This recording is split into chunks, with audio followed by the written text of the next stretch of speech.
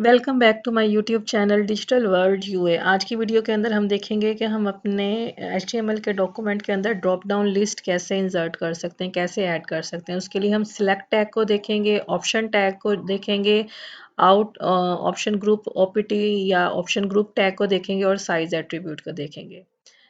इसके लिए हम इधर कोड में आए।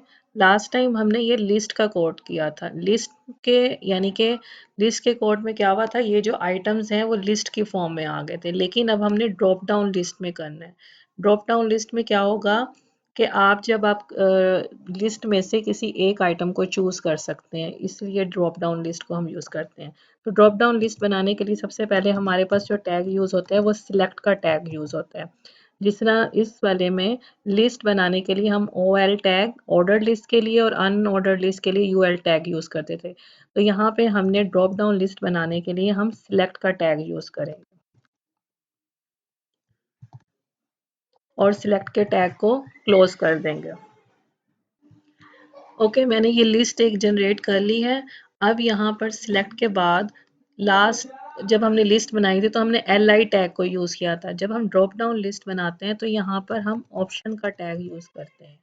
ऑप्शन का इसको इस तरह माइंड में रख लें कि जिस तरह हमने ड्रॉप डाउन लिस्ट में से काफ़ी सारे ऑप्शंस को चूज़ करना है, तो इसीलिए हम ऑप्शन के टैग को यूज़ करें।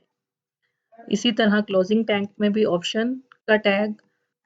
ओके, अब मैं इसको सेव करती हूँ और इसको हम देखते हैं कि हमारे पास ब्राउज़र के अंदर कैसे होगा। इसको दोबारा से एक दफ़ा देख लें। सिलेक्ट का टैग लगाते हैं हम स्टार्टिंग के अंदर ड्रॉप डाउन लिस्ट को जनरेट करने के लिए, और ऑप्शन का टैग लगाते हैं हम जो भी हमने ऑप्शंस देना है उसके स्टार्ट और एंड के ऊपर।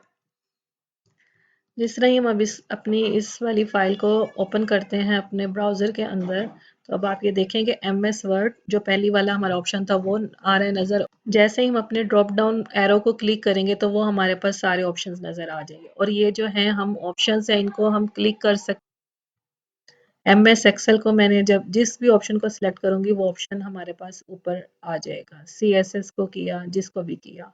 इसको हम थोड़ा सा और ज़्यादा से अच्छे से करते हैं।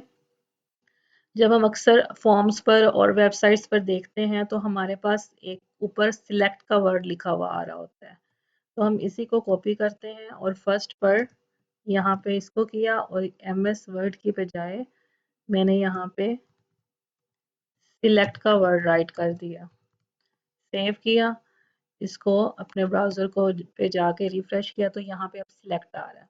जैसे आप क्लिक करोगे तो आप कोई भी ऑप्शन को सिलेक्ट कर सकते हो। ठीक है, अब ये हमारे पास एक ड्रॉप डाउन लिस्ट जनरेट हो गई है। अब हमने इसके अंदर थोड़ी सी इसको और इंटरेक्टिव बनाने के लिए, अच्छा बनाने के लिए हम क्या करते हैं, सिलेक्ट एट्रीब्यूट के अंदर साइज का एक एट्रीब्यूट होता है।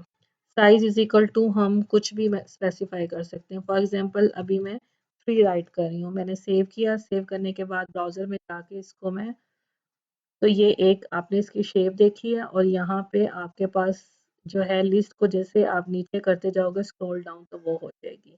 या आपकी चॉइस है, आप इसको चूज करना चाहते हो अपने HTML डॉक्यूमेंट में, इसको ये ऑप्शन को यूज करना चाहते हैं या नहीं करना चाहते। अब मैं इसको रिमूव कर रही हूँ। उसके बाद हमारे पास एक ऑप्शन होता है यहाँ पर, आप ये देख रहे हैं कि डिफरेंट, ये MS वर्ड, पावर पॉइंट और एक्सेल जो है वो MS ऑफिस के अंदर टूल्स हमारे पास होते हैं, और ये डिफरेंट लैंग्वेजेस हैं। तो यहाँ पर हम क्या कर सकते हैं, इसको सेपरेट करने के लिए हमारे पास एक टैग होता है ऑप्ट ग्रुप का। ऑप्ट ग्रुप का टैग, और इसके अंदर हमारे पास एट्रीब्यूट होता है लेबल का। लेबल के एट्रीब्यूट के अंदर हम क्या करेंगे, जो भी हम इसको लेबल देना चाहते हैं, फॉर एग्जांपल MS ऑफिस, और टैग को क्लोज कर दिया। इसको सेव करते हैं। इसका चेंज देखिएगा ब्राउजर स्क्रीन पर क्या आता है। जैसे मैंने इसको क्लिक किया, अब हमारी इसकी ड्रॉप डाउन लिस्ट वैसे ही डिस्प्ले हो रही जैसे पहले थी। और यहाँ पर एक मिनट, MSLABEL, यहाँ पे स्पेलिंग मिस्टेक है, ये यहाँ पे अब सही से उसका एट्रीब्यूट आ गया। दोबारा से सेव करेंगे, ब्राउज़र पे गए, रिफ्रेश किया, तो अब यहाँ पे हमारे पास क्या है, कैटेगरी बन गई है MS ऑफिस, और उसके अंदर फर्दर ये है।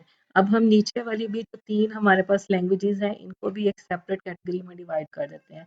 यानी कि इसका मतलब क्या है, जहाँ पर हमें ऐसी ड्रॉप डाउन लिस्ट क्रिएट करनी है जहाँ पर हमारे पास डिफरेंट कैटेगरीज होंगी, तो फिर हम अपना ये वाला एट्रीब्यूट ओपीटी ग्रुप का टैग को, ऑप्शन ग्रुप के टैग को और लेबल एट्रीब्यूट को यूज़ कर लेंगे। और यहाँ पे फॉर एग्जांपल मैं राइट कर रही हूँ front end development. Front end development के लिए हमें ये वाली लैंग्वेजेस के आपके पास ऑप्शन है। तो इस तरह आप अपनी लिस्ट को और भी ज़्यादा जो है अच्छा बना सकते हैं। उम्मीद है आपको ड्रॉप डाउन लिस्ट बनाना आ गया होगा एचटीएमएल डॉक्यूमेंट के अंदर। वीडियो अच्छी लगी तो जल्दी से लाइक का बटन प्रेस कर दें और अभी चैनल को सब्सक्राइब नहीं किया तो जल्दी से सब्सक्राइब बटन भी क्लिक कर दें। नोटिफिकेशन बटन को क्लिक कर लें ताकि नेक्स्ट जो भी वीडियो आए फ़ौरन आपको नोटिफिकेशन